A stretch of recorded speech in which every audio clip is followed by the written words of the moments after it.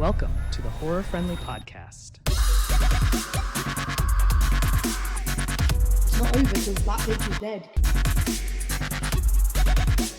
Let's delve into that a bit deeper. I'm going to be like the peacekeeper between you two tonight.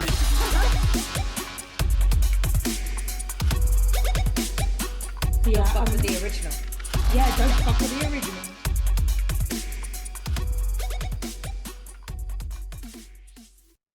Hello, everyone, and welcome to another episode of the Horror Friendly Podcast, part of the You Run Podcast Network. Woo! My name is Katie, and I am joined by Chantelle, as you can see from this video. We're in one location. We're in one location. I can't believe this has happened. It's amazing. And we've got these delicious cocktails made by My Chantelle's partner. partner. We say partner, like the podcast knows who Mitch is. Yeah, he's been because around. he's been on Wrong Turn. So Yeah, I love that. He's been on one episode, therefore everyone must know exactly who he is. And if you don't know who he it's is, very true. listen to Wrong Turn. Yeah. He's the Bristolian fuck in the background. And every now and then his voice comes up in the background because I don't live in a very big flat. It's like we're kind of looking at you. I know it's weird. I don't like because I should be looking at you. I instead of know. looking at a computer. So also at some point there may be a disruption when Mitch brings us our next drinks, but it's okay. Absolutely. We're only 3 in and we've eaten, so we'll be fine. Yeah, we're fine. Are you ready for this? I was born ready, mate. Are we ready to get fucking angry? Mhm. Okay. So this week we have decided to cover the 2020 Promising Young Woman thriller. It says thriller crime. I'm sorry, but it should be crime thriller. Who says thriller crime? Anyway, get off point. Cassie, a young woman, takes it upon herself to seek revenge for her best friend Nina, who committed suicide after being raped by their classmate Al Monroe. Katie, first time watching it? No, Ooh. I watched this a couple of years ago. Absolutely loved it. But I've not watched it since. So yeah, watching it for the podcast was, you kind of watch it in a different way when you're like covering it for the pod. Like you, Yeah, you do. But yeah, I fucking loved it. Like I loved it the first time round, and I loved it just as much this time. What about you? Is this your first time? It was. I remember seeing the trailer, advert, whatever we call it in England, and thinking, oh my God, that looks great. And then life came about and I never actually went to see it. So it was one of those that was always on my list. And then when you suggested it, I was like, yes, let's fucking do it. And I remember I did look it up to be like, it doesn't technically count as horror. Although I think that depends on your gender, your life. Like, Yeah, because for some people, this is absolutely a horror. I think they could have made it a horror because obviously, as we say, it was a crime thriller. But the opening, sorry, I'm drinking, so I'm going to stop burping and everything. It's going to be disgusting. But that opening of her like walking along, eating the donut, covered in red. Obviously, Amazing. before you see the donut, you automatically assume she's murdering these guys. Yeah, you do. Which I know, again, they did that intentionally, but it does make you think this could have been a horror. This could have been so much. Yeah, they could have gone a completely different way. And it would have taken a lot. Definitely. So I do think that was really fucking cool. But what a fucking great film. Oh God, I know that opening Great as well. film. Like that's such a good point because I wasn't sure. I think like the reason why we wanted to branch out a little bit and cover things that aren't just kind of like obvious horror. Yeah. Because this is more like real life horror. This is problems that women face on the daily. And we just wanted to try something a bit different. Yeah. So I think that was kind of like our main reason for it. What a fucking great suggestion. I'm proud of this suggestion, It's guys. Like so good. Yeah, I was really hoping you'd love it. Yeah. I wasn't sure because we've had a few like different opinions recently. Yeah, I don't know what's wrong with us. I don't know what's going on. And I swear I watched it sober. I know I'm drunk now, but I swear I watched it sober. I would never watch drunk. I'd only record drunk. I'm a professional. So professional. But firstly, let's get into it. I mean, the opening, great. And again, I think I got the idea of what the film was going to be from the trailer. Mm-hmm. So I kind of was, as soon as you see her drunk, I was like, okay, I know she's playing because so you did. Okay, so I I knew went in that. blind. Oh, okay. Yeah. So you didn't know that she was actually going to be sober? No. So if you watch the trailer, right, it has that clip in that we actually put on the Instagram where she suddenly sits up in the bed. I think that, I mean, it's a great scene, but I knew it was coming. Right, okay. So I was like, okay, she's obviously not drunk. But then every fucking scene or every other scene in this is another huge name. I was like, It's what crazy. the fuck did they get all these actors? But I don't know if the actors wanted to be involved because it was such an important topic, if, you know, they just didn't have any work at the time. So they're like, yeah, come and be in this great film. I don't know, but fucking everyone's in it. Laverne Cox from bloody Orange is the New Black. Yeah. Fucking Jennifer Coolidge. Honestly, Bo Burnham. Bo Burnham. Carey Mulligan, like, yeah, Alison Brie plays Madison, like Adam Brody. Again, Adam Brody. Not a massive, I say you don't see him in that much, but for our generation, he was huge. It kind of reminded me of getting like a familiar face, you know, the beginning of Scream movies. Yes. You know, when like they kill off a character, but it's like it's a well-known actor.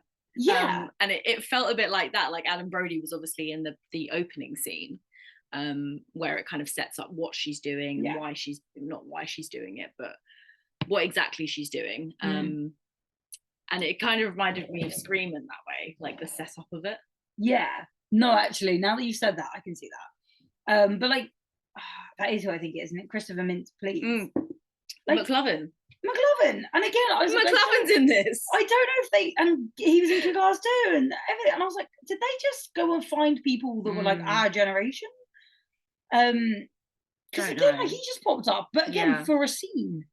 He was only really in it for a scene, and they're all willing to play like these terrible guys. Yeah. Where the fuck is Schmidt? I can't find him. Schmidt from New Girl. Oh, I don't know. What's his bloody real name? That's going to really bug me if I can't find him. I don't know. Can't believe he's not listed. He played the. Oh my god! I just realised I did actually take notes. This is how I'm not drunk. I made notes and everything for this.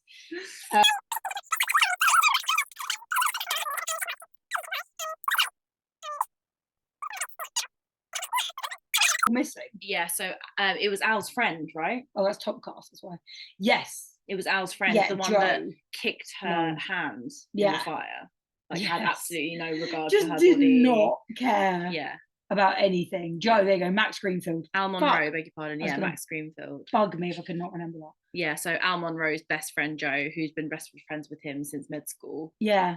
Has obviously covered up this situation for him as well. Because that was it. As soon as, like, I mean, we've jumped straight to the end, but as soon as she comes in and says the name Nina, Nina Fisher. Thank you.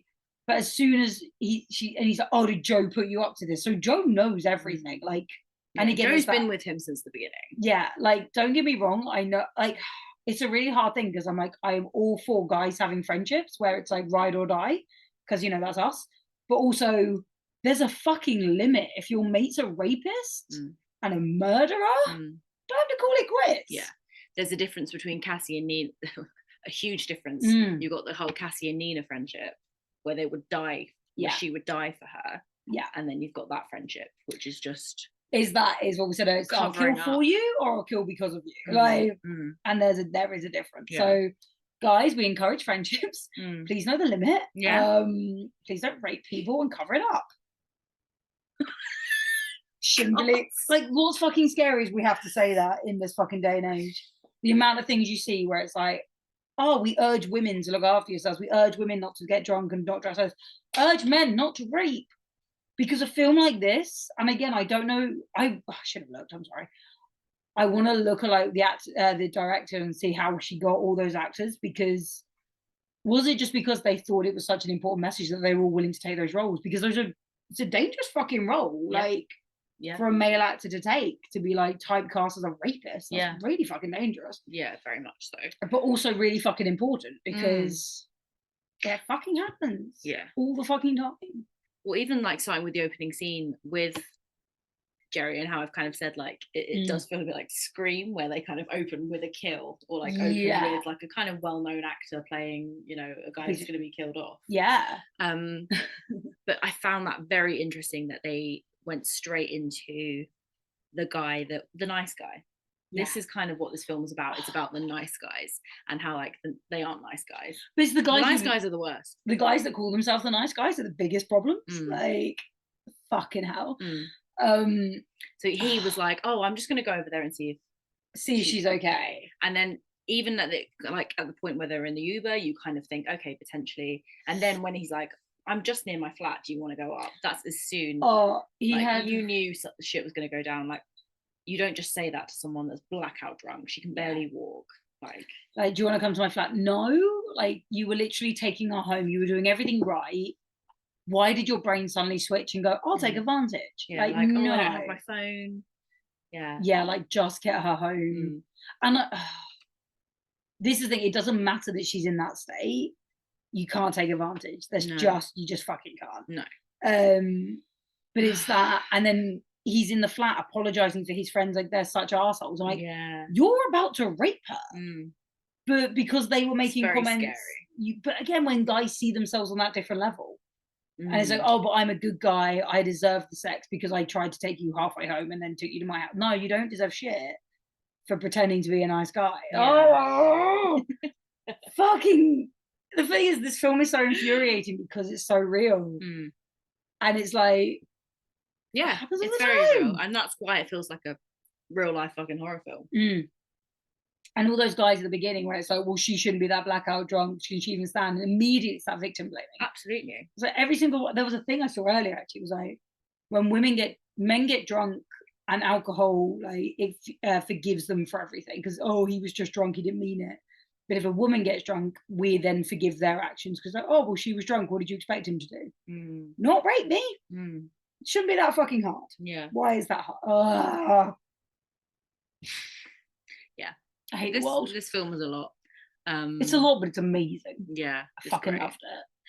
What did you think? I mean, I don't know whether I'm like too early getting into this, but I noticed with Cassie how she was almost kind of like childlike in her ways. I know what you mean. Like the fact that, I mean, she would wear these clothes and they were beautiful clothes, but they would all be kind of like white with flowers and it would be quite childlike. And like when she went to visit Nina's mum, she would be drinking like a juice carton and like eating sweets in the car when she was the dean's daughter, when she was trying to like the principal's daughter.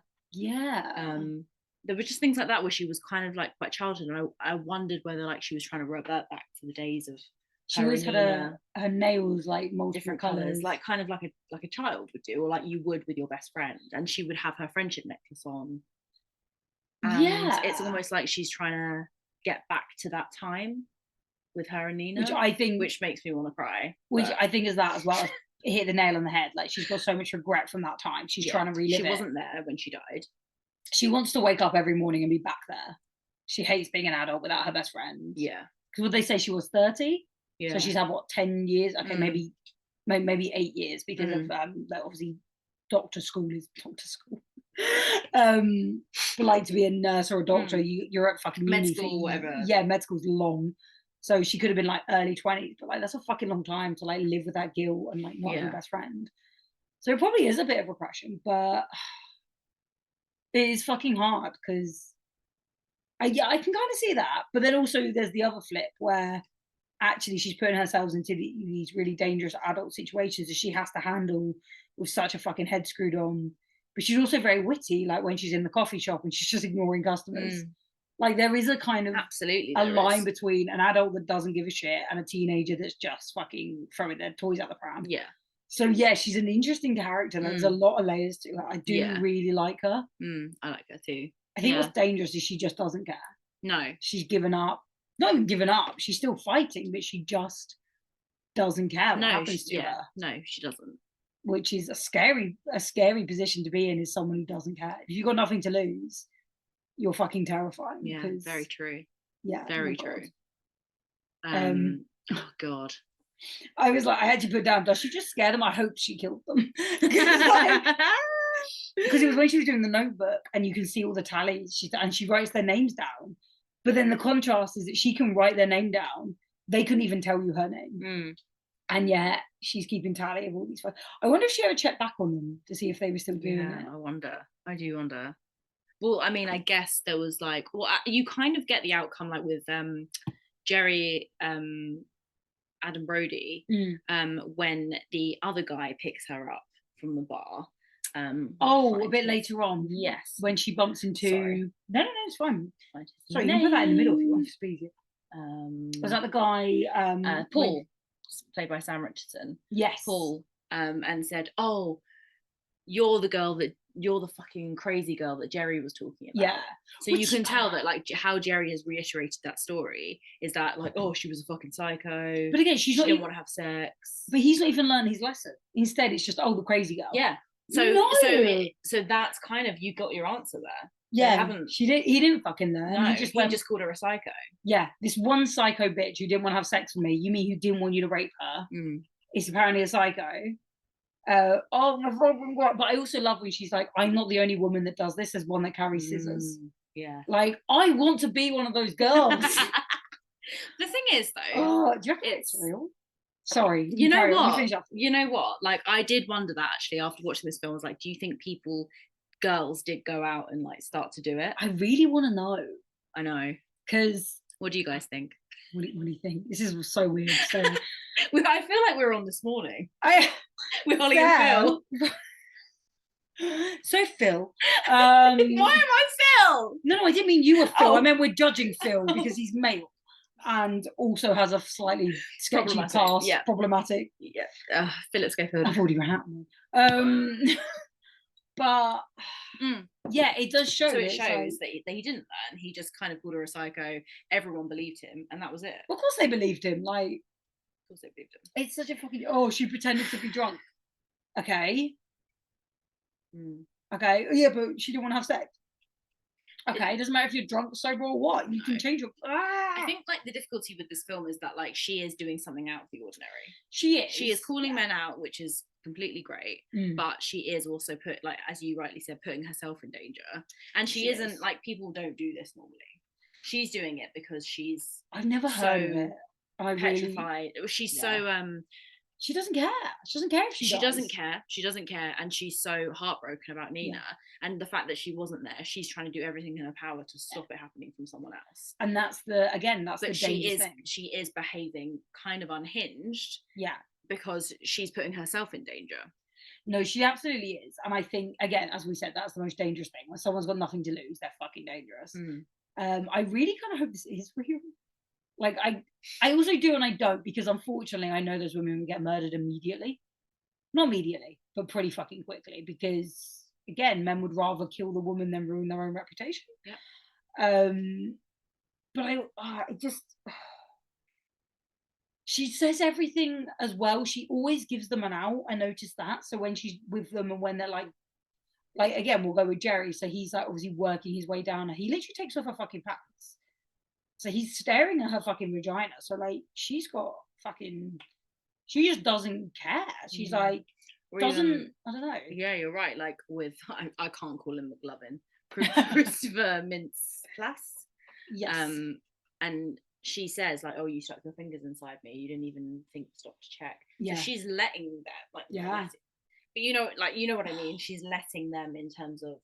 She's letting them to a degree. Yeah, like she's in control of the situation. Yeah. She doesn't care. Like, yeah, someone took her like pants off. Someone started putting their fingers inside her. She was like, we'll let it get to a certain point. She's almost using herself as a prop. Yeah. Her body as a prop until but she gives them an out several times, because she always says like, I should get home, call me an Uber.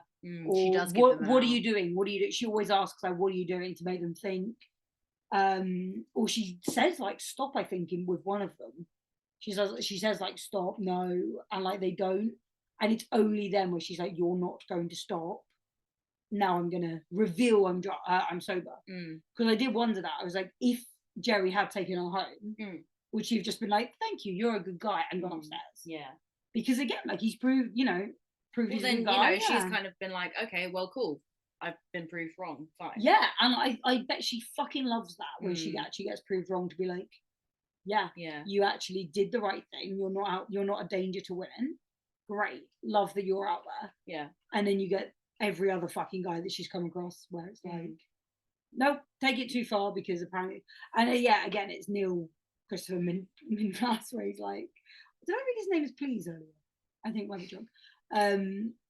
Where it is just that, where it's like, yeah, let's just keep pushing, because I'm high. And and like putting coke like in her mouth, and like making her take coke. So not even just getting her drunk, like literally drugging her.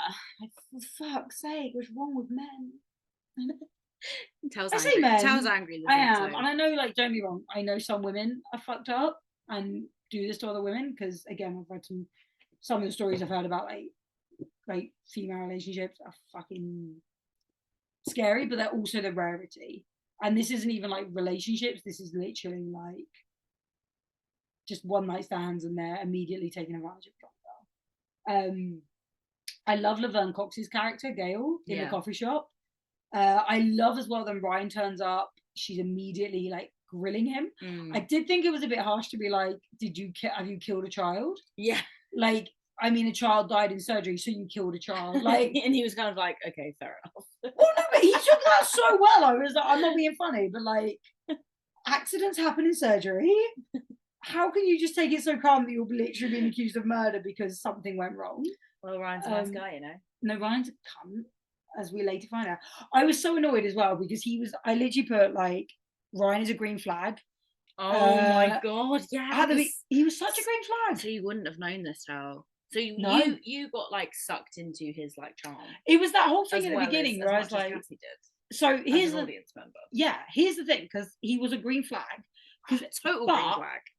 And this was the funny thing. I think it was really important that they obviously showed us some of Cassie's scenes first, like with the other guys, where we kind of heard her dialogue that she uses on the drunk guys, and then he was saying the exact polar opposite. So it was almost like he knew, kind of. It was almost like he knew, but also just like how he knew to be a good guy. So he was like, "Oh, this is my flat, but you don't have to come up. But you can come up for a drink if you want, but you don't have to." Emerald Fennell, the director, she played it so well with being like, oh, does he just want one thing? Or is it just because they really vibed well and he wanted to take it a bit further? Because that banter in the coffee shop, with like spitting in his coffee, I mean, that was a bit gross, but it was really good banter. And I was like, okay, they seem to vibe. Yeah, so you don't think like, oh, fucking hell, prick, when he's asking her up. It was just that they got on so well that he was just like, yeah, I'm going to ask. Yeah. And at the time, you kind of think, oh, yeah, because Cassie then like kind of retreats back and she's like, no. So it puts you as an audience member fully in trust with Ryan because you think, oh, it's Cassie's problem, it's not Ryan's. Yes. Not her problem, but like something she's dealing with because of what she's been through. But when she's like, yeah, let's go upstairs, as well, in my head, I was like, she's going to test and see how far he's... Because again, she might be pleasantly surprised when he just serves her coffee and then she goes home. Did she say that then? I thought she said no and then walked off. No, she did. I think at one point she said, yeah, let's go up. Or yeah, it's fine or something. And then they decided no and she went away. But in my... Because again, she was like, is he just after one thing? But I think that was kind of interesting because she could have gone up. Yeah. And she could have tested him and it could have been innocent. But again, I think it was played really well. Whereas like right now is kind of, it could go either way. You just like saw like the clips of them in bed together and... Yeah, that was a bit later on, wasn't it? I know, like, and it was such a nice time. And so you could tell that she had been intimate with him at that point. So because I even wrote down at one point, I can't remember where my notes are. But I was almost annoyed that she'd obviously been on this fucking mission. And then I know Nina's mum was like, you need to let it go. And then suddenly she met this guy and then like brought him home. Everything was going well for her. Yeah, but I was almost annoyed that like in a film they were just like, oh, put her in a relationship, that will solve everything. And I know later it obviously wasn't that simple, but I was like kind of annoyed that I was like, we didn't see her kind of like working on herself. We just saw, oh, this man will fix it. Obviously fair. He turned into a piece of shit, so good twist. But it was that where I was like, no, that's a really good point. Yeah, I was like, he's not going to fix everything, and he didn't. He definitely did not. He definitely did not. However, I don't know, and I don't know if this is just a personal preference. There's so much to talk about. There's so much. So many layers. Tel's notes are top tier, everyone. Ladies and gentlemen. Can't focus. They're really fucking helping us with this podcast. Yeah, thank you. I might have to take a picture of these and put these up because I feel like everyone needs to see these. People will be like, well, fuck, she rambling Beautiful about. writing. Well, thank you. Anyway, and again, I think this is massively a personal preference, but because she had a lot of trauma from college, uni, whatever they call it, because I don't know where this is set. Is this America? Obviously around losing Nina. As soon as Ryan turned up, he's like, oh, didn't we go to school together? Never would have dated him. And again, that's a personal preference. But because as soon as he started mentioning, like, he mentioned Al, didn't he? Yeah. And I was like, he still sees the guys. Yeah. And I think for me, that would have been such a big, I can't date you. She's done all of this to like separate herself from her past while also kind of clinging on to some of the past. But I was like, could I have dated someone who was still, if you're trying not to be a part of that, like she doesn't talk to Madison anymore. Although again, we find out a bit more why later. I just don't think I could have given him a chance. And I know we obviously needed it to be him for the kind of reveal later. But I was just like, I couldn't have dated him. Yeah. Knowing he was in that part of your life. No. But again, that's a complete personal preference. So more for her because she gave, well, you know. Yeah, I think her thing was that like it was kind of like he knew of those people, but he didn't run in the same circles. And as far as she was aware, it was Al Monroe that had raped Nina. Yeah. No one else. And I think that's kind of what she was just kind of going with, and she didn't think that Ryan was like associated with. Yeah, and I get that, but I just think it was interesting. Yeah, she didn't obviously have any connection to this school anymore.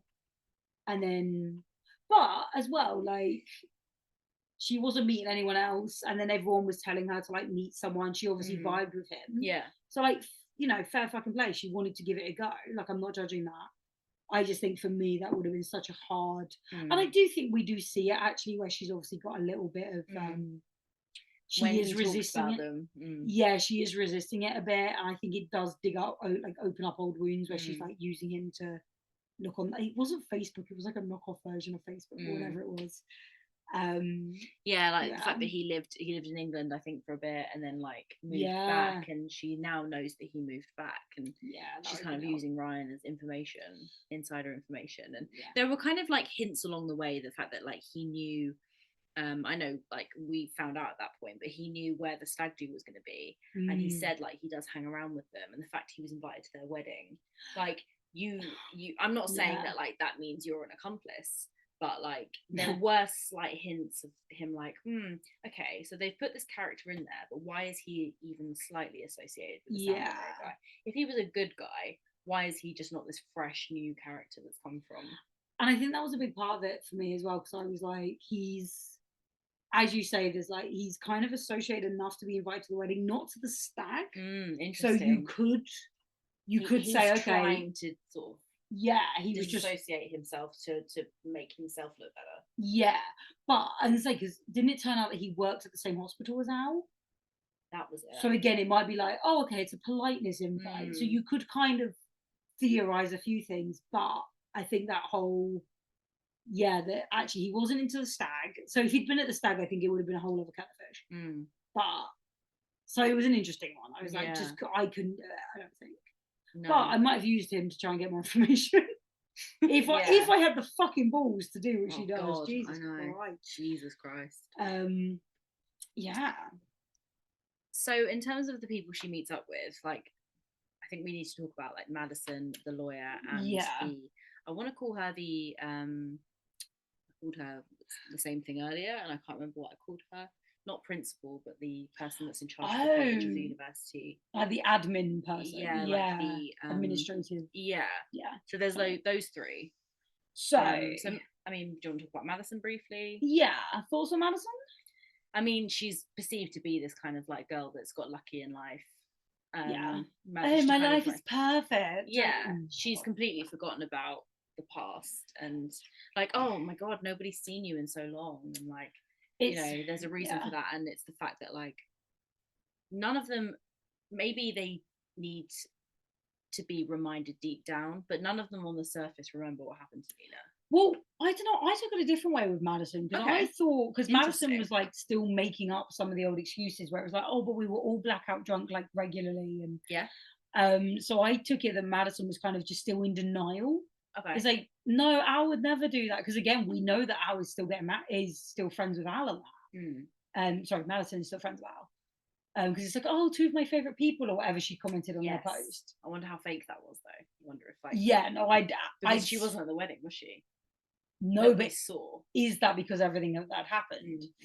Maybe. So she decided to go. Yeah, maybe she was like, oh yeah, I conveniently remember this video, because this was because she even said like, oh, we saw this video. Obviously, this was slightly later. It was like, oh, we saw this video, and at one point we all thought it was funny. So again, like, she knew the truth, but again, we literally said this earlier, and this sounds like so off topic of the film, but we obviously went on holiday when we were 18, and we didn't realize you were ill. We Like, spoke about this earlier. we literally spoke about this earlier, so it should come up. But like, you had like symptoms of an illness. It wasn't that bad, don't worry. But like, both of us were 18 and oblivious. So I do wonder if there is a bit of that, like, oh no, Nina was definitely drunk, and you hear all that same bullshit, but it's just fucking excuses. Yeah, they were both drunk, like they were both just like sleeping with each other, and we thought it would be funny to film it. But the funny thing is, well, not the funny thing. When they say, "Oh, I can't believe we ever thought that was funny," how vile is this video? Like, because again, it doesn't sound like it looked like consensual sex. It sounds like it was pretty obvious it wasn't, and I think that's the problem. That's the problem with Madison, is that obviously she lived in this fucking bubble of, oh, everything's great, I've got twins and life's amazing. And then it only kind of, her bubble only bursts when she potentially cheats on her husband. Yeah. And she does, oh, I don't remember. Now it's a problem. Extremely good point. And it's like, oh yeah, now it's a problem because I might have done wrong and I don't remember what happened. It's like, oh, but you didn't care when it happened to another girl. Very true. And I think that was it. It was a lot of not being able to put herself in someone else's shoes. But yeah, just hearing some of those excuses is all shit that we all hear all the fucking time when these cases go to court, and everyone just repeats the same bullshit of, oh, but they were drunk, it was college, everyone was drinking. What were you wearing? What were you wearing? You have to give these people the benefit of the doubt. No, you fucking don't. Like the admin person. Yeah. Oh, yes. You have to give these men the benefit of the doubt. Why? Why are we not giving the women any fucking... Oh, I hate it so much. Because I think this film hits it so fucking hard, where it was... Of all those three, the one that knew they'd done wrong was the lawyer. Amazing. Absolute a male lawyer. Yeah. It's interesting that they picked that they picked for the man to have some kind of empathy. Yeah. Which again, I don't know. Is there a thing with women where it's like, well, I wouldn't put myself in that situation, so it wouldn't happen? And it's like, well, no, it would. And I think it was an interesting way of showing that actually some women do think like that, but also it's not just women, it is obviously men that think like that as well. But I think it was interesting being voiced by women, because actually sometimes if people are like, people can't believe it happens. And again, this actually isn't just for rape, it's for racism as well, because people are like, well, I've never experienced it. It's like, doesn't mean it doesn't happen. Yeah. And I think that was really... Well, I've been careful on a night out, so I mean, it's not as bad as people say. Like, you can just... Yeah, I've been on loads of nights out and nothing's ever happened. Well, good for you. Like, lucky you, because actually, that is luck. Unfortunately, it really is luck, because fuck me, there's so many... Oh my God, women have had to fucking invent nail varnish so that we could tell if there was drugs in our drink. So the men went, oh, well, it's, you know, and then there was like straw fucking covers to cover bottle lids, and then fucking cup covers, because it's so hard to fucking get men to just not rape and not drug women, that women have to carry all this extra shit. Yeah. Women have to hold the responsibility. And then, so we did all of this to protect our drinks, so men started injecting women. Because you and I actually had a conversation, like, I don't even know if I'm comfortable going out anymore. And we have been out since then, and we've been okay. Doesn't mean every fucking woman has. No. Like, that's fucking terrifying. Like, and you and I actually, touch wood, you and I actually do have, and with Charlie as well, we do have protocols. We do. Like, we never send someone home on their own. Like, we'd never let one of us go off with a random guy. Like, that just wouldn't happen. Yeah. But we are actually really strict, like, to make sure everyone gets home okay. So even if one of us was drugged, we would still be safe. But unfortunately, that's not the case, especially in somewhere like a uni when everyone lives down the hall. Like, and you can stumble home. You don't have to. You'd think you wouldn't have to worry about your friend. It's bullshit. I'm going on an absolute rant. I don't give a shit. The world's a horrible place. Men, and well, unfortunately, sometimes women as well, but mostly men are doing horrible things to women, and they're fucking bullshit, and they deserve their penis cut off for it. They do. If you're willing to rape, lose your fucking dick. That's all I'm saying. If you're not a rapist, you don't have anything to worry about. Very true. Truer words have never been spoken. What did you think about her idea of having the man sleep in Madison's bed the next day? I thought that was almost kind of like out of character for Cassie. I felt like that was too cruel. I actually made a comment because you're actually sorry. No, you finish. You're actually like, but regardless of her opinions and views, you're putting another woman's life in danger, even though you know it's not in danger, but you're making her feel that way. And I understand the whole point is because of revenge and things, but I thought this was revenge against men. Like I felt like that was where I think it was revenge the against tables turned a bit for Cassie. I think it was revenge against people involved. Yeah. So not just the men. No. Yeah. And I think that's the thing. Women can be bystanders. I mean, we can be the fucking rapists. 1 million. 1 million. Yeah, in that scenario, she was the bystander. I think it was. I actually made a note, and you'll see it on there somewhere. Did it make Cassie almost as bad as the rapists? I said almost because there was no rape involved. But this was the thing, because she said he didn't do anything to you. Actually, how does she know? Because again, she may trust this guy, but as we've just said, like sometimes fucking people are assholes. Cassie doesn't know herself. No, she wasn't there. She doesn't know what happened. So actually, I made a note that makes her as bad as the men, in my opinion, as bad as the men that were the rapists. Yeah. Because she put a woman in a very vulnerable position and left her with a guy on her own. It doesn't matter if she knows that guy and trusts him. How does she know this guy? How does she trust him? Like, we didn't get any of that backstory to actually explain why she trusts that guy so much. Because as far as we know, it was just a guy doing a job and getting paid for it. He could have taken advantage. Like, people are taking advantage of their jobs all the fucking time. That was awful.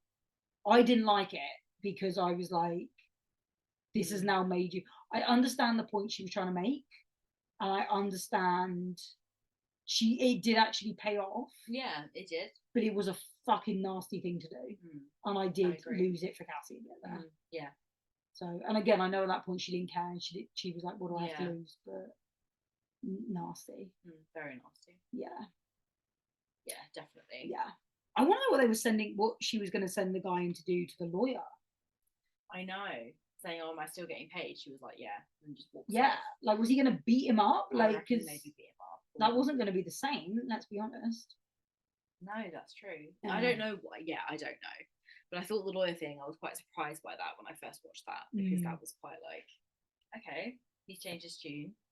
For me, and again, I think it was a big part of that is he's changed his tune. And this is someone that defends rapists on the daily. Yeah. Defends the kind of like frat boy. But was he retired? Did I get that right? Or was he like he changed? I think he was. Yeah, retired. I think he was retired. Yeah. So he'd obviously started to realise the shit he'd done. I think people do tend to, like, later in life, where they start to realise how fucked up some shit was.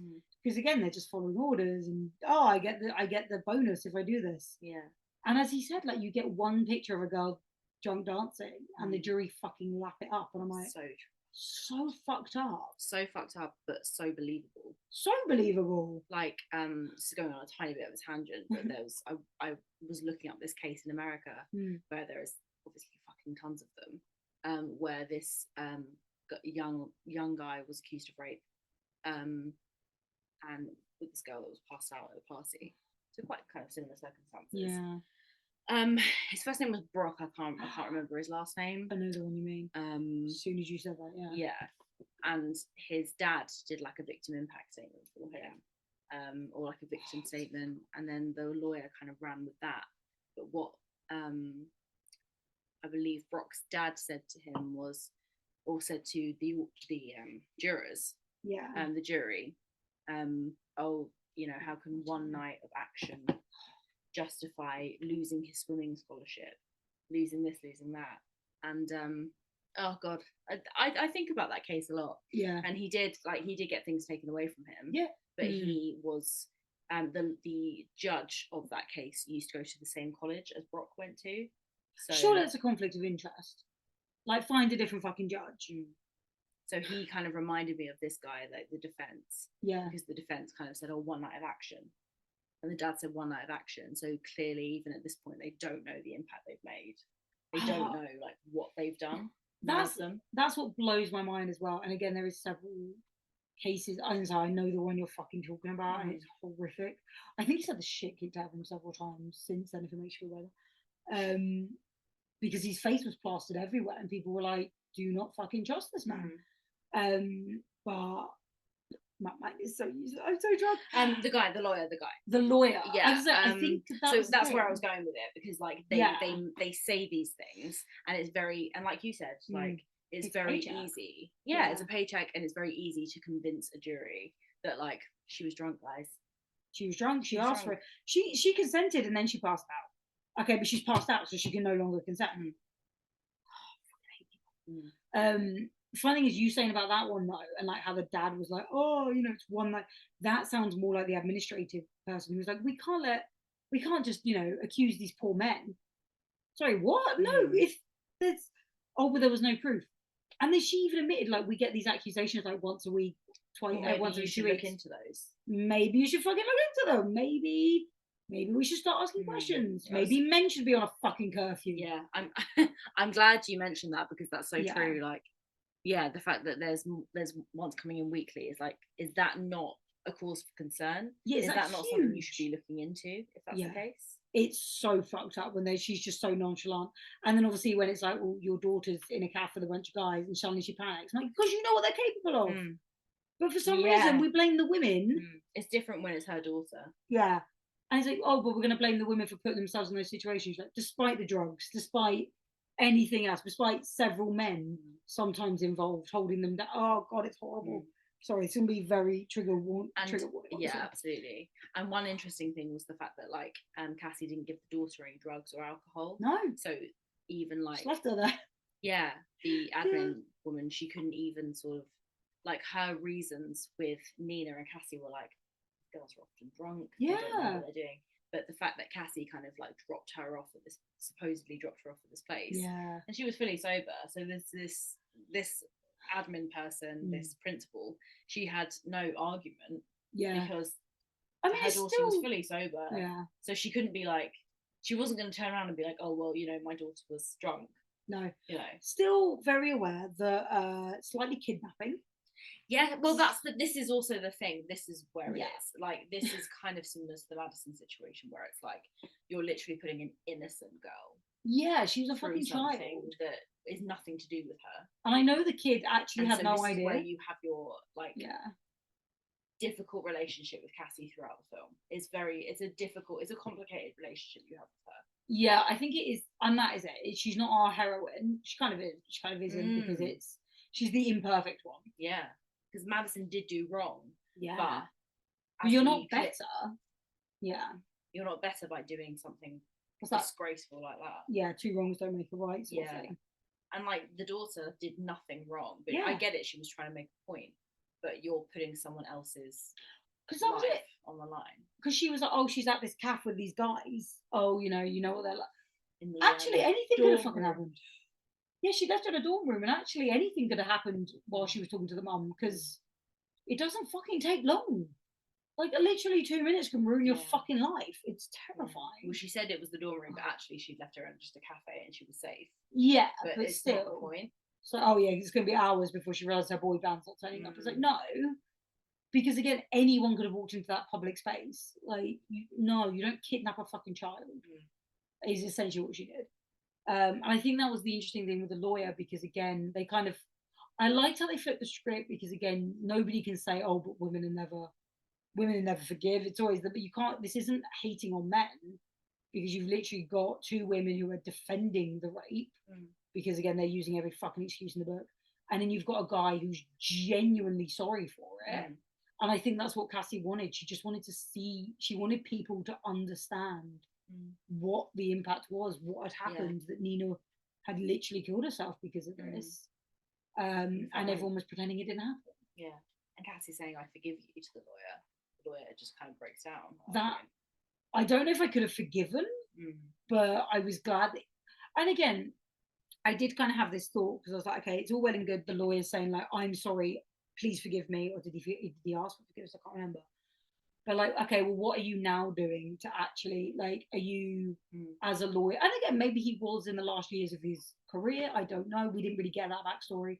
But I was like, are you now helping women who've been raped? Are you now lawyering for them? Being a lawyer for them? I don't know. Let's go with that. Let's go with lawyering. Let's go, yeah. I was like, are you now, offering your legal services for women who've been raped rather than trying to defend the rapists? Yeah. Like, because again, for me, I'm like, okay, it's a really horrible situation that he's in because, again, I think for him, it was a job, it was a paycheck. It doesn't make it okay, but it is what it is. And he might have been a young lawyer, he might have been naive. Probably not that young, actually, because when you look at the age gap between him and Cassie. But he should have fucking known better. Yeah. He has now learned and he's genuinely remorseful. But what is he doing to actually help other women? And I think that's a big part of it. It's like you can be remorseful, but what are you putting back into the universe to try and help? Yeah. Because you can't save that one girl, but you could save others, especially as a well-trained lawyer. Yeah. So for me, I was like, I need to see more from him. I know Cassie kind of was like, I forgive you. And he did kind of help her in the end. He did. But he did help her. I wanted a bit more from him. I wanted him to be like a flipped lawyer. Yeah. That would have been good for him. And maybe he did. In my mind, let's say that's what he was doing. Yeah, we'll just say that. Yeah, we're just going to say it. We're going to give him an ending. Make up some shit. It's all good. The film was only an hour and a half. We couldn't have all the information. That's yeah, absolutely not. But maybe, yeah, no, with the sorry. No, I was going to say maybe there's a promising young woman. Yes, too. And it's going to be about him fighting for the women. I hope so. That I would watch. It could. It could happen. But yeah, sorry, I interrupted you. No. But no, like the dean or the principal, whatever she is. I mean, that's pretty kind of. She's just kind of screaming at her and oh my god, demanding to find out where her daughter is. Yeah. And the fact that Cassie says, "Oh, I don't have as much faith in men as you do." Yeah. Like that hit different. She's fucking badass, but I'm still like, you still kidnapped a fucking teenager. But had she not kidnapped, that would have been a fucking incredible scene because again, she was really standing up to that woman. Has she not kidnapped a kid? Has she not, also broken the law? But it was really that, right? It's like it's funny that you don't have faith in men, but you're willing to defend them all because we need to give them the benefit of the doubt. Fuck off! Like what? Who are you trying to prove this to? Absolutely not. It was, and then it was like, obviously, I think call her Matilda. I think it's Madeline. Fucking name. We shouldn't drink while we do that. Madison. I was close. Matilda, Madeline, Madison. Because when she then comes forward with the tape or the video on her phone. And obviously that changes the whole fucking course of the film. But even at that point, I think Cassie knew she went too far because she's like, it was fucked up. I didn't call you back. Yeah, well, it's because she's kind of in this relationship with Ryan and she's doing better at her job and she's happier. So she's in a better place to be able to apologise for things that she's done. And Nina's mum had even been like, you need to let it go. And I think it was almost permission to let it go. I think it was almost that guilt where it's like, I can't let it go because you're still grieving and it was my fault. And it's like, it wasn't your fault. Like, so I think Nina's mum saying that was huge. But it was when she obviously got that and then she took it to Ryan. Yeah. And I literally it was like, you're insane. I honestly don't think I am. And I was like, that's fucking perfect. Because I think she had every fucking reason to be as angry as she was. It's so gaslighty. Like, you're insane. What are you talking about? So much I'm not insane. You rape my best friend. You're going to ruin my life. You literally have ruined mine and my best friend's. But you're worried. And again, this is the thing with men when they get off on these fucking, you're going to ruin a man's life. Okay, what about the women's lives he's ruined? And it's like, but because he's a doctor. And I'm like, okay, but there would have been 2 female doctors had one of them not been raped. Why? What? So angry at the world. I'm angry at everything. You're allowed to be. You're absolutely allowed to be. I'm allowed to be. The world is shite. It is. You sleepy. You don't really see me. After these drinks, I'm hella sleepy. I know. I just need to wake up. So once Cassie gets the tape, everything kind of goes from 0 to 100. Yeah. And I think it's wanted. We find out that Ryan is an absolute piece of shit. Ryan is.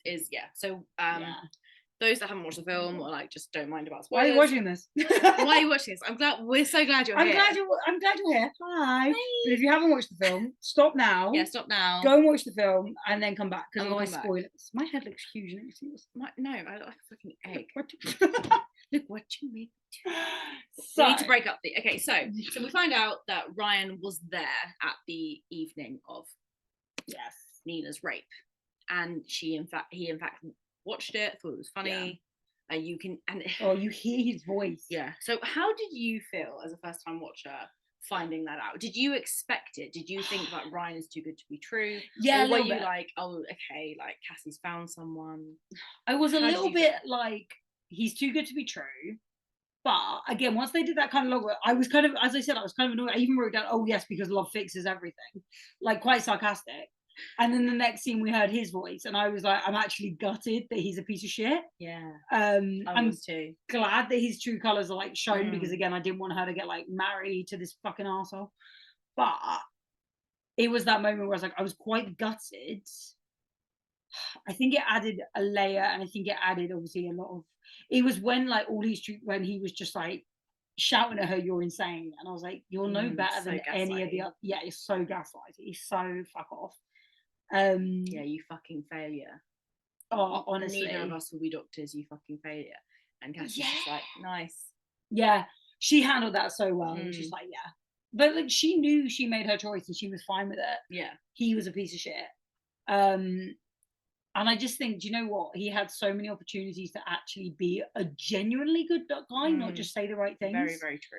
And actually, it showed his whole thing. And I think it was a good representation, unfortunately, of what a lot of women and men that date men see.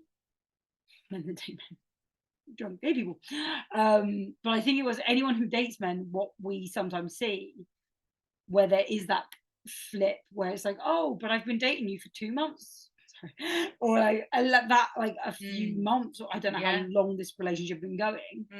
And then all of a sudden it's like, oh, this light bulb moment where everything flips and it's like, oh my god, can you just let me know you're a psycho on date 2 so I don't have to waste my fucking time?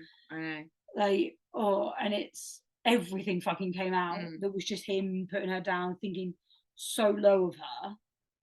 And it's like, what the fucking fuck? You watched a rape and thought it was funny. How can you think low of anyone? It's like the evolution of Ryan, where you kind of walks in like the funny, kind of like nice guy, and then you kind of get sucked into his jokes and his things like throughout. And also, I love Bo Burnham, so it was very easy for me to just be like, yeah, he's awesome, I love him. But and then obviously then you find out, but it's almost kind of like if he was a decent person and learned from this thing, you could kind of find some sort of redemption in him. But the fact he doesn't, and you say you had so many opportunities to be a good person, like the fact that like when the police came to visit him, he could have just been fucking honest. I really thought he was going to redeem himself, and he absolutely didn't. And I don't know if that's better or worse in my mind. I think it's more realistic. It's definitely more realistic. What's interesting as well, and again, I might be off here because I'm not a lawyer, but I'm going to completely spill some law shit. I'm not a lawyer, but back in the day when the rape happened, obviously he was caught on tape, but we didn't know the tape existed. Although I say we didn't know it existed, but everyone else seemed to know about it because it got sent around. Had one of them taken it to the police, I don't know if anyone else in the film, other than the actual rapist, would have been convicted. Because I don't know if you can get convicted as a bystander. I don't think it's the matter of being convicted. I think it's the matter of people knowing. No, exactly. But this is my point. So if he had at uni gone to the dean and been like, there's a video, yes, I'm in it, but this is Al raping Nina, Al would have been convicted, because even at the wedding, only Al was arrested. And then Ryan could have gone off, been the actual right. Yes, he fucked up in the video. But you know, and again, this is all hypotheticals. I actually don't know how the law system works. But he then could have still built up his practice and been a doctor, guilt-free. But now, because he's like 10 years into being a doctor, he's like, oh my God, it will ruin my reputation. But his reputation could have been that he sent a rapist to jail. And what a better reputation to have. Do Do you know what I mean? So I'm like, I don't know how it works in the law system. If there's a video, if you're in it, do you get done as an accomplice, or are they only after the actual rapist? Because because in that situation, it's like, okay, he laughed at it, he didn't stop it. But again, because there's a lot of things where like, okay, he might not have been able to stop it for his own protection. We don't see the actual video. We just get told it's very graphic. So I'm not defending that he just watched and didn't stop, but I'm wondering, had he come forward, would that actually have been better for his future rather than 10 years down the line, now he can't say anything at all? I think he must have just thought like, this is what I want to do with my life. This will fuck it up. This will fuck it up if I grass on Al Monroe. This is gonna fuck it up for me. And he was doing everything in his power at the end to fucking like cover it up as much as possible. Like when the police came, like we were saying, that's when he would have had the opportunity, and he didn't take that opportunity, and he just made. Sorry, I just laughed because you could hear the flop in the background. Not because we're talking about a very serious topic. You just asked for a drink. I did, but only when you're ready. But even when the police came, I even made a comment of thank you. The mudslide, please. Do you want a mudslide? Yeah. Sorry, we're cool. In the middle of very serious, we're putting in our drinks order. That was mine, that was Katie's. Thanks. But I made a note, even when the police come, they ask questions like, do you think she could have hurt herself? Do you think she's crazy? They didn't say, do you think she's crazy? But a couple of the questions were basically asking, do you think she's crazy? Yeah. And I was like, of course the police are immediately like, come on, is it her fault? Is she a bit mad? And I'm like, oh my God, we have not progressed since Victorian times. Yeah. Where it's like, do you just think she's crazy? Yeah, do you think she's run off? Oh my God. And the policeman was so like nice to Ryan as well, and so accommodating. Yeah, because you're a pediatric surgeon, you have to be nice to them. Yeah, like, oh, this is cute. That's and, like, looking at the children's drawings and stuff. Yeah. And he was just like, oh yeah. And he was just trying his best to just get out of that situation as quickly as possible. No, he was. And again, but like he had that chance to redeem himself and not be a piece of shit. So do you think, so after this film has happened, so when this video comes out, so it won't be that Ryan is necessarily charged with anything, but he may lose his license because he was part of the trial, he was part of the case. People will know that he was involved in some way. That's so what they would I'm have doubt over wondering. him. No one's going to take their kids to see him. I don't know how to Google. I was going to Google that, but how suspicious is that going to be on my Google search? If you get caught in a rape video, I don't know. And I don't know what it means for him now. And I think this is the problem. He's built up a practice. Well, I mean, rapists kind of don't really get anything. No, that's true. Let alone a bystander. No, that's true. That's true. He doesn't get arrested until murder. Oh, yeah. Nobody cares. It took Cassie getting murdered for anyone to give a shit. Yeah. And I think that's the thing. I think, I don't know. I don't know yet if people would have been like, well, he was in a video of rape and therefore his name would have been dragged through the dirt. But as I said, I think and this is the thing, if you come forward earlier, it's going to have less repercussions because you'll be the better person for coming forward to defend rape. Yeah. Rather than just letting the fucking rapists get away with it. I suppose at the time, like, you just kind of think like, oh well, you know, young, dumb, and clueless. Yeah. And I do think this could benefit me in some way in the long run, so I'm just going to leave it. You know, I was there, so. Are you okay with that? I was there. Like, that's kind of what he's thinking. Like, that could mean something bad. So me handing in this tape is also going to be detrimental to me. Yeah, no. It's all about him. Because you do hear him say on the tape, don't show my face. Yeah. So he knows it's going to be problematic. Yeah. But you can hear his voice and his name. Like, oh God, so fucked up. And I just feel like that moment when Cassie finds out. Oh, it breaks her heart. And like the music and like her face. Oh, it's so well done. It's so well done. Yeah. So the evolution of Ryan he's a very interesting character. He's well done. Very well done. He did a good job because he's very real. It was amazing and it was real, and you were like charmed by him throughout the film. Yeah, I felt like I was. I really like him. Like, everyone wants to date someone like Ryan. You kind of go through Cassie's journey with him. Yes. Where you're like, And then he he's says, positive. "Oh, I think I'm falling for you," and you're like, "Yes, Cassie, this is great." But it's positive. Oh, hesitant. Oh, we're good again. Oh, you wanker. yeah. Well, like she had issues previously with like going up to his house and all of this, and he was very understanding about it. Yeah. And also what was very interesting was the fact that he caught her on a night out with one of them, and the fact that like it made him seem like a victim. Like, oh, poor Ryan, like he's now been like lumbered into this thing. I feel really bad for him. That's a good point. And it was the fact that Cassie had to come back and be like, please, I really want to date you, let's do this. I hadn't actually thought about the fact it puts Ryan in a victim complex. Like, I hadn't thought about that, but you're so right. Oh my god, it's so infuriating. I know. What a piece of shit. I know. Should we talk about the bachelor party? Oh, god, I think we need to. Yeah. I did make a comment, and it was probably in poor taste, that they should have got jail handcuffs. Mitch gets it. Mitch gets it.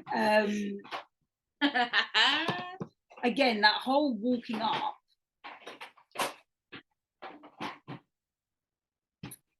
That whole walking up is like. It was such an epic scene, though. She looked fucking unbelievable. So epic. She looked unbelievable, but the whole time she's walking over there, you're like, something big is happening. Yeah. Like, you don't know. I mean, you can kind of tell what because she's dressed like a stripper. So you're like, okay, so she's going in under disguise. But you could not have told, even if you told me the ending, I wouldn't have believed you. Such a good fucking ending. I know. We'll get there. But then obviously she knocks, the sexy dance. But she obviously recognizes some of those guys. She must do. They don't recognize her. I love the fact that they showed the necklace while she was eye level with them. It's almost like she's got because now we know later down the line that she's wearing Nina's necklace. Yes. So she is, right? She's wearing Nina's. Yeah, she's wearing Nina's. She leaves her own. She leaves her own to Gail. Yes, that's right. Which I think was actually like a really nice full circle. Yeah. So it's almost like if you want to be a bit symbolic with it, it's almost like Nina is face on face, head on with her rapist. Yeah. And with the rapist accomplices. Yeah. Through her best friend. I would do that for you. I would do that for you. But it's like as soon as she started pouring it, the fact she bought her own alcohol, I knew something had been messed with. I knew she was up to something. But and they were so stupid that they were just like, yeah, I'll get it in me, like it's completely locker room boy, like knucklehead mentality.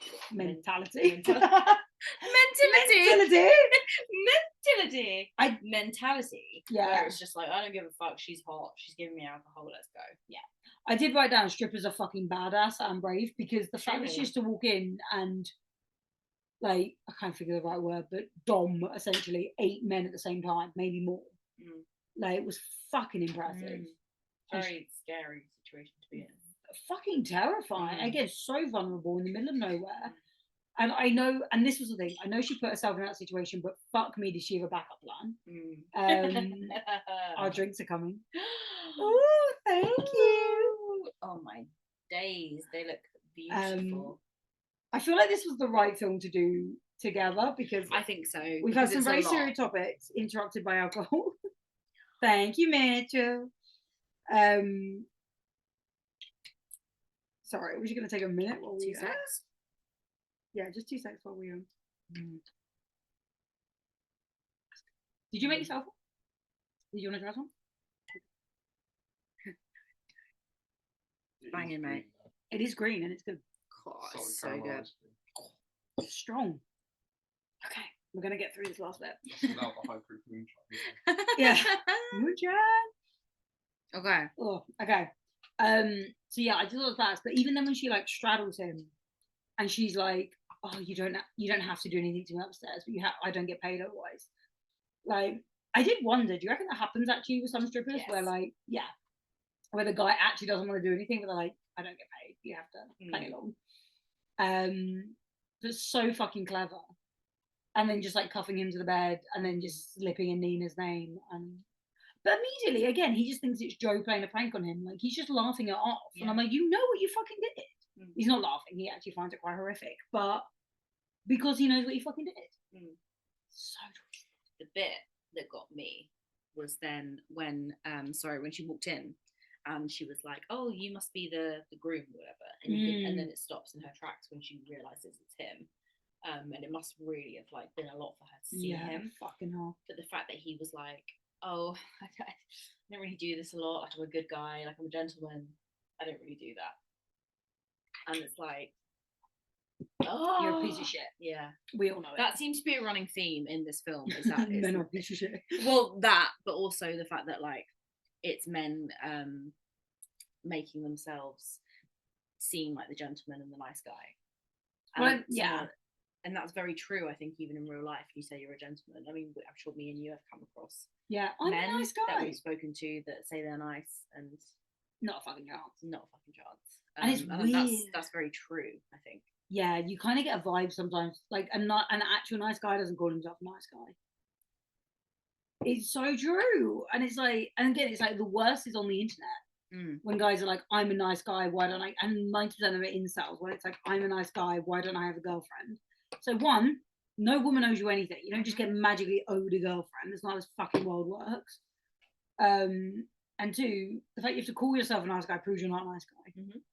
So what the fuck? And 90% of them are incels because again they think like they're fucking owed a girlfriend. Like no, yeah, absolutely. Most women are saying fucking single these days because not literally worth our time.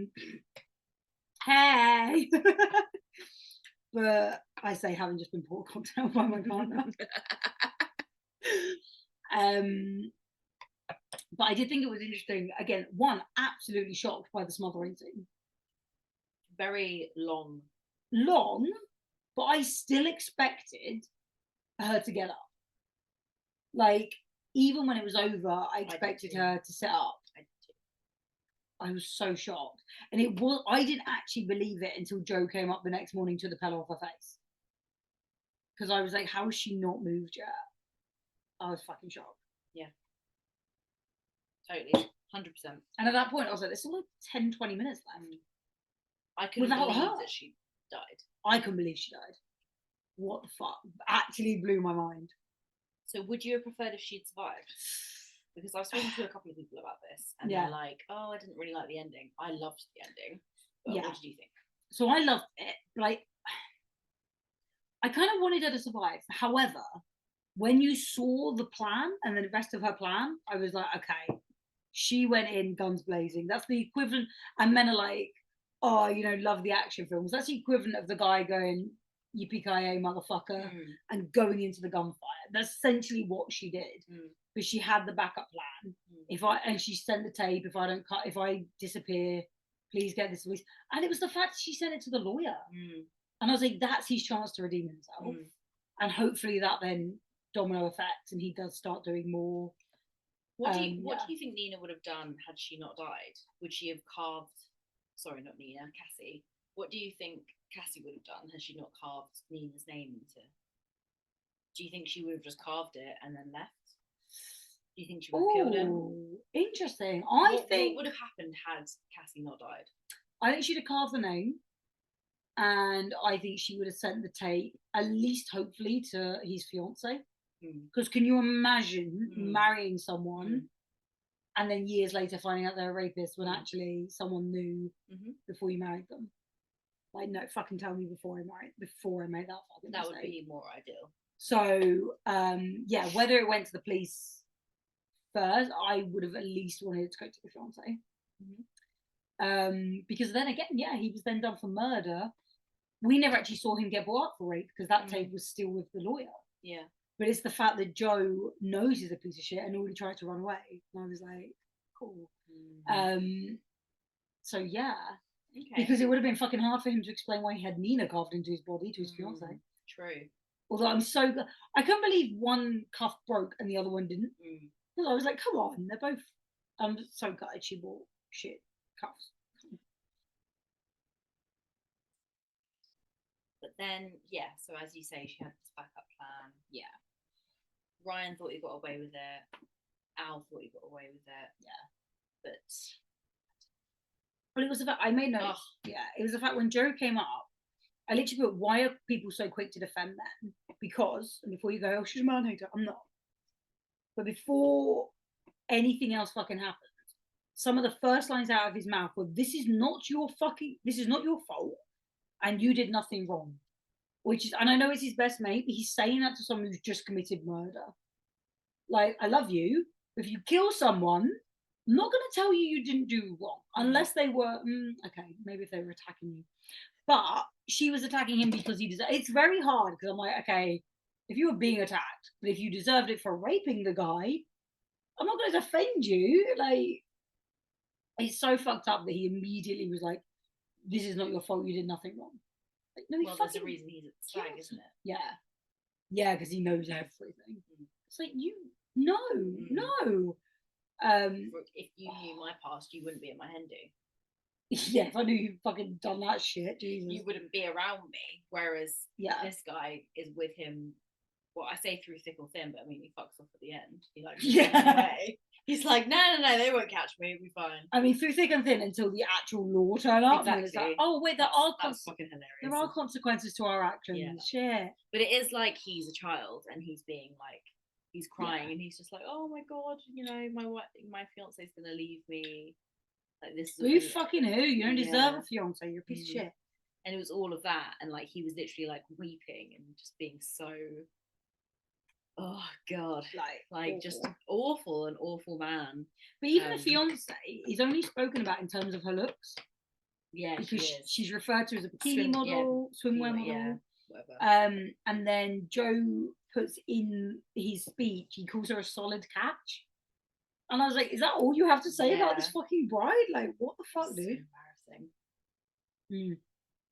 I did make a note. I really expected Joe to turn up at the bachelor party as she was getting suffocated and like redeem himself. And again, when the police turned up, I expected him to redeem. Yes, the boyfriend. Yeah. Okay, yeah. Sorry. It's okay.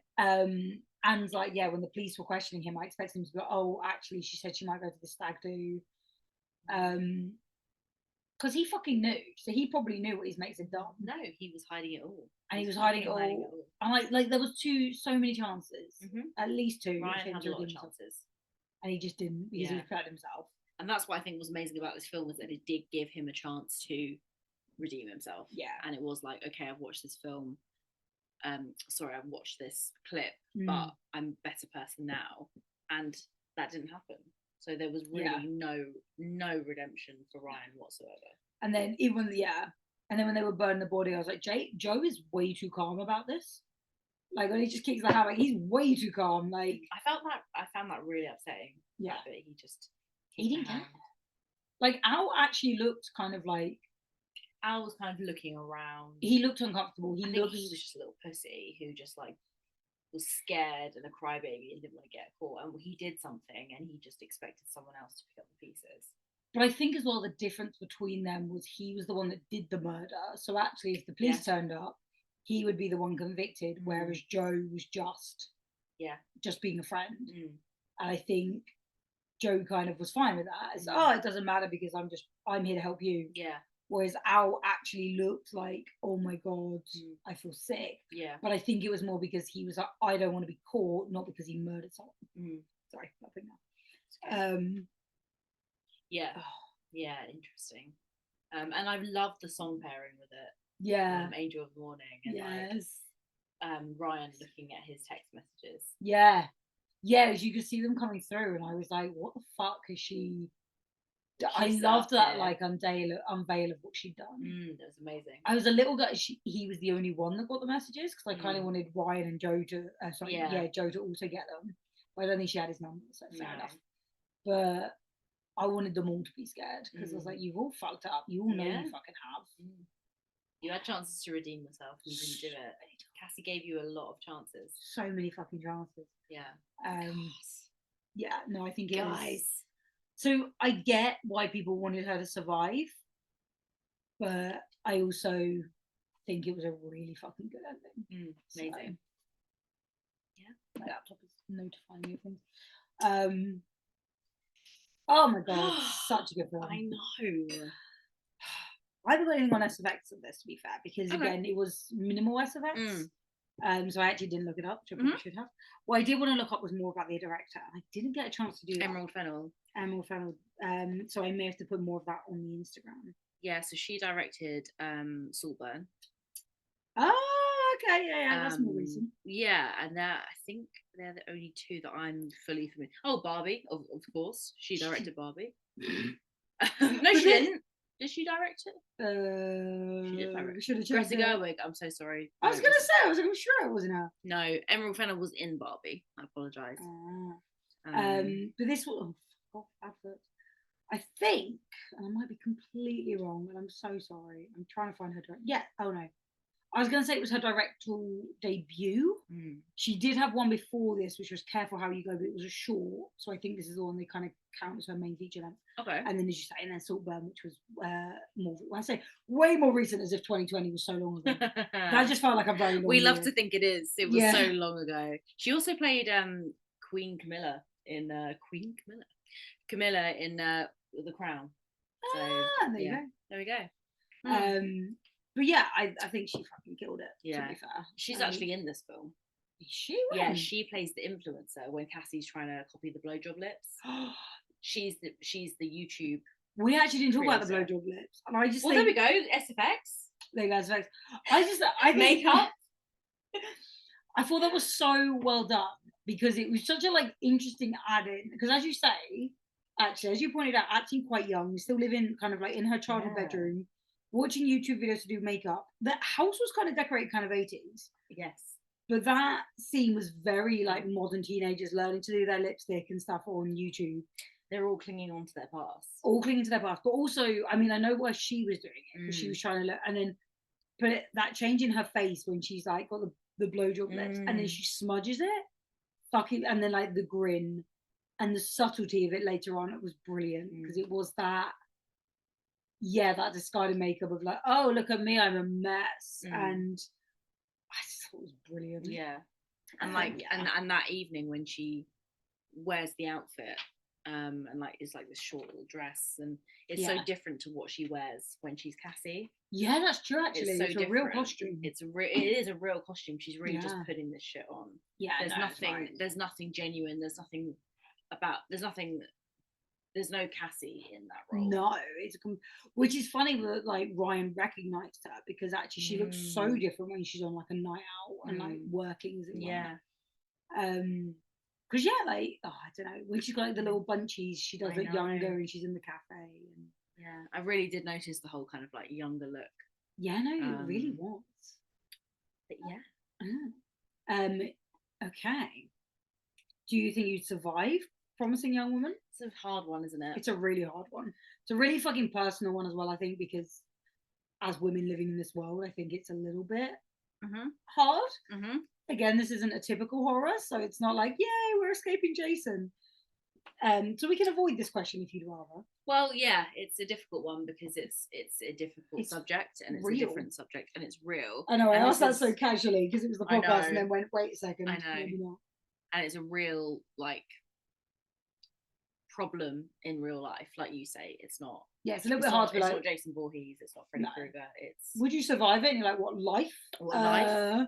I'm doing our fucking best. It's real life horror, and I don't know. I think this time around we can't really do Would You Survive because it's a very different thing. It's a different subject.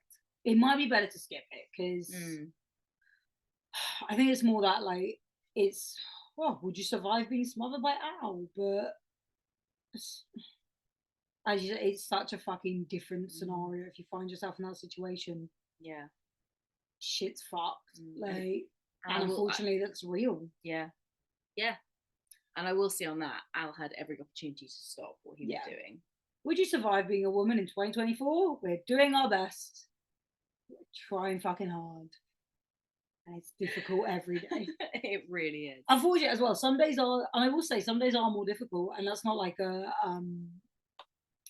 just because, again, you can feel it if you go to a big city. Again, any woman walking around, you'll feel your guard go up. As soon as you have a drink, you feel your guard go up.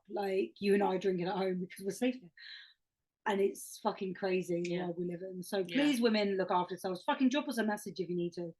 Because we know how shit it is. So, what are you giving this? Books out of 5? Spooky's out of 5. And what's your favourite spooky moment? I'm nearly out of this drink. I don't know how you've got so much left. I might put a bit of ice in mine. It's absolutely delicious, but It's delicious and I've drank it all. I'm all about Can we quickly show the difference? Well, I'm all about a Bailey's. It's delicious, but with a bit of ice. Okay, Someone silence. didn't put the water in to make ice. I did. There was a water tray and a coffee tray. Yeah, like an hour ago though. No, I put it in like 2 o'clock. So, my... This isn't about you, Mitch.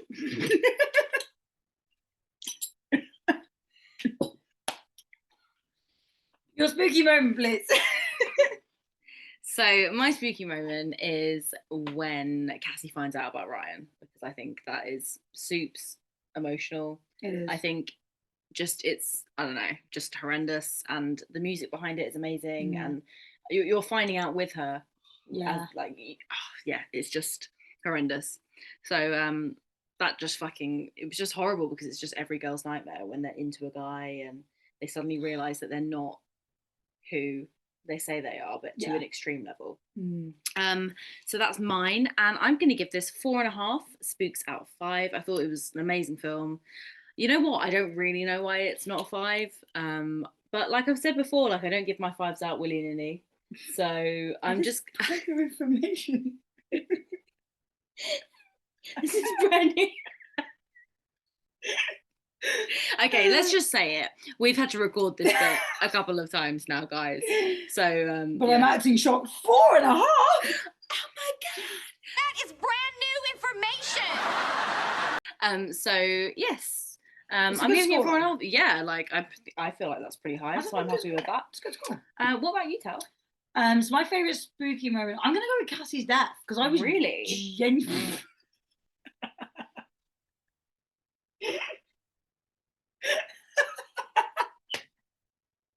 That is brand new information. Yes, I'm gonna go with Cassie's death because I did not fucking expect it. Fuck off, you acted that so well. Like I'm laughing and it's about someone's. I'm laughing at a poor woman's death because of you. Yeah, I'm sorry. But it was genuinely shocked me and genuinely kind of took me off guard. So I think that was definitely my spooky moment. Nice. Fair. Yeah, it's heartbreaking Pretty as shocking. well. Yeah, very shocking. As we said, she had nothing to lose at that point, and she just gave it all. Gave it all for her best friend, which, like, great as a woman, but like, please look after yourself. And I'm gonna. This is the thing. You say like 4.5 out of 5, but actually, I've got no reason not to give it a 5. Like, I think it's a fucking good film, so I'm gonna give it a 5. Other than the slight, but I like the fact that Cassie wasn't a perfect character. Yeah, me too. Because this is it. Like, she did. You're not going to be in this situation. No, and she did questionable shit, like drugging another woman. Not great. But shut up laughing in the background, you. But like, this was it. She'd been through a lot of shit, and I think it was real. Like, you can't just make your hero perfect. No, because that's not she was realistic. a perfect anti-hero. Yes, anti-hero. That's a good word. So I'm going to go with the 5. Amazing! That was our Promising Young Women episode. Check us out next week for another episode. Hopefully we'll have some guests on, but that will depend on life and circumstances. So we'll hopefully see you then. Until then, bye. Bye-bye. Don't die. Don't die. How could we not even sync that up when we're next to each other? 1, 2, 3. Don't die. No, I was trying to have fun. Nailed it. Nailed it. Fucking hell. Bye, everyone. Love you. It's not over because that bitch is dead. Let's delve into that a bit deeper. I'm going to be like the peacekeeper between you two tonight.